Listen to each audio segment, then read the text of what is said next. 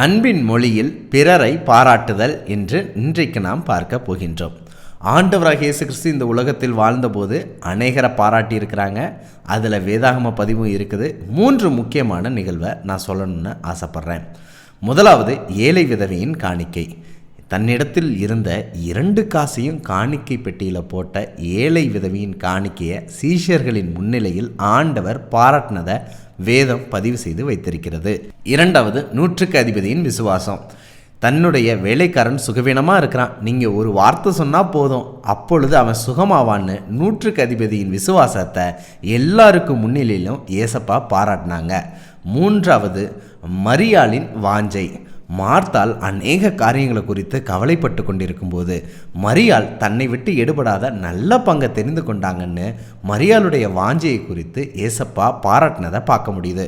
இப்படியாக ஆண்டவராகிய இயேசு கிறிஸ்து தன்னுடைய அன்பை வெளிப்படுத்துவதற்கு பிறருடைய நற்செயல்களை பாராட்டி இருக்கிறாங்கிறத பார்க்க முடியுது. கிறிஸ்துவுக்கு பிரியமானவர்களே, நாமும் நம்மை சுற்றிலும் உள்ளவர்கள் செய்யக்கூடிய நல்ல செயல்களையும் நற்பண்புகளையும் நாம் அவர்களை அழைத்து கிறிஸ்துவுக்குள் அவர்களை பாராட்டக்கூடிய நபர்களாக இருக்கணும். நம்மை சுற்றிலும் உள்ள வாலிப பிள்ளைகள் கிறிஸ்துவுக்கென்று எடுக்கக்கூடிய முயற்சிகளையும் அவர்களுடைய திறமைகளையும் கூட நாம் அழைத்து பாராட்டக்கூடிய நபர்களாக இருக்கணும். இன்றைய காலத்தில் பொழுதுபோக்கக்கூடிய நபர்களுக்கு கிடைக்கக்கூடிய பாராட்டு நற்செயல்களும் நற்பண்புகளும் நிறைந்தவர்களுக்கு கிடைப்பது கிடையாது. ஆனால் நாம் ஆண்டவராகிய இயேசு கிறிஸ்துவை போன்று நம்மை சுற்றிலும் உள்ளவர்கள் வெளிப்படுத்தக்கூடிய நற்செயலையும் நற்பண்பையும் பார்க்கும்போது மனதார கிறிஸ்துவுக்குள் பாராட்டுகிறவர்களாய் இருக்க வேண்டும்.